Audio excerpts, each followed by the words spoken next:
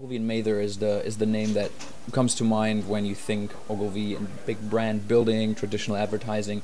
Yep. What's fairly unknown is that we're also one of the largest interactive agencies actually with OgilvyOne or Ogilvy Interactive. We have over 4,000 people in interactive disciplines across the world and over 150 offices probably. So it's a pretty big company itself, and trying to integrate those two big parts, and we have many others as an Ogilvy Action for shopper marketing expertise and so on and so forth, but merging those two is a big challenge obviously for any agency, and it's nothing that you do within a year, so to say. What I oversee, so this is a process that is taking place right now. What I have started at the beginning of 2010 is what we call Mobile at Ogilvy, and this is the mobile practice across Ogilvy, and the idea was just as mobile is a pervasive media for all of us in our daily lives, and it's not just a new channel that we have, but it's actually a new service infrastructure that we can tap into. The idea was to basically copy this principle into the organizational structure.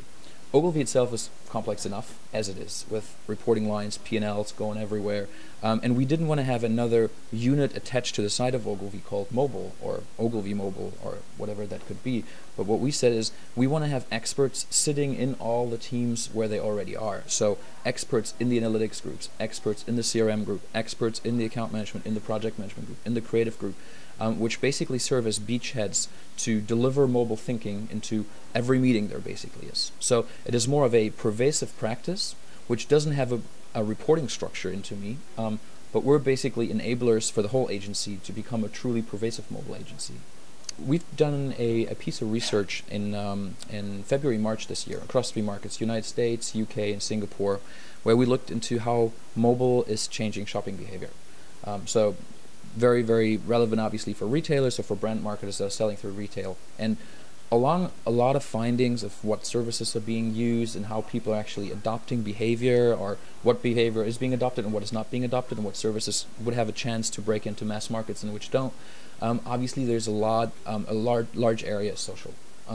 So people actually looking for recommendations of friends as they go to the point of sale and trying to find out product reviews, and these product reviews get a recommendation as they stand in a store, taking a picture of themselves, sending it out to their friends saying like, should I buy this scarf or shouldn't I be buying this scarf? So in the shopping context there's a huge overlap where social and shopping actually, social and mobile converge.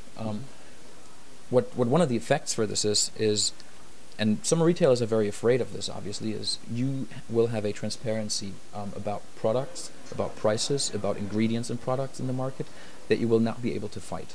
This transparency will be there. We understand there will be a database pretty soon where any barcode that you can scan, you find out every single ingredient that you have in a product, which means you will understand every single type, where it comes from, what country does it come from, is there an oppressive government in that country, may I not want to buy this piece of cloth, for example. So this is a piece of transparency that there is, and when we talk to some of our retail clients or some of the brand clients, is don't be afraid of this. This is something that will happen. Don't make the same mistake the music industry has done 10 years ago when they were trying to fight the fact that content all of a sudden is available for free. But be prepared for it and embrace it actually, and try to use it for your benefits.